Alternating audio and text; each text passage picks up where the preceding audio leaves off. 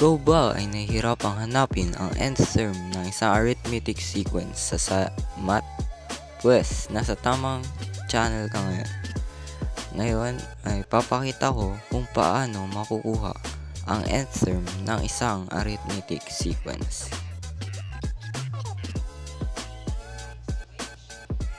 Una ay dapat alam mo ang formula. Ito ay an equals a1 plus n minus 1 times d.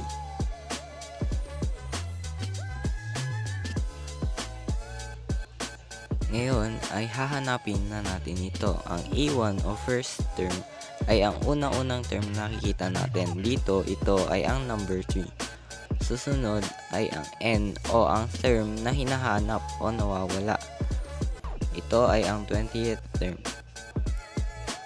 At ang panghuli na ating hanapin ay ang common difference d na number 3.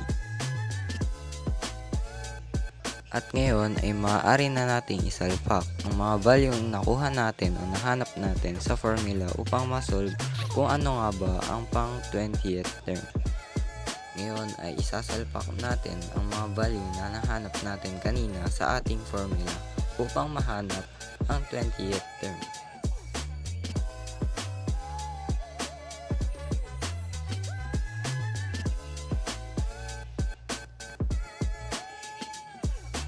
Ngayong naisalpak na natin ang mga value sa formula ay maaari na natin itong isolve o isimplify. Sa subject na matematika, ang uunahin natin ay ang nasa loob ng parenthesis. Dito, uunahin natin ang 20 minus 1. Makukuha natin ang 19 at ita-times natin ito sa 3. 19 times 3 is equal to 57.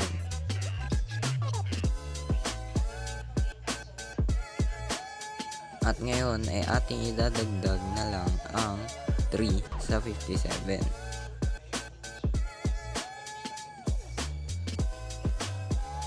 At yun, makukuha na natin ang 20th term na 60.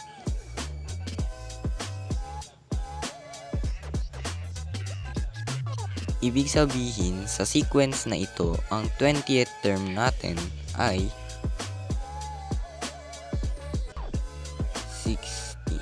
Para sa hindi pa rin mga nakaintindi, ulitin natin. Ang unang hakbang ay ang formula. Susundan ito ng pag-identify ng mga values. Ang a1 ay ang first term na 3. Ang n ay ang 20th term o ang hinahanap na term. At ang d ay ang common difference o yung ginamit na numero na pinag-plus upang makuha ang mga sumusunod na sequence. Sana ay may natutunan kayo ngayon sa video ito. Kung wala, hindi na.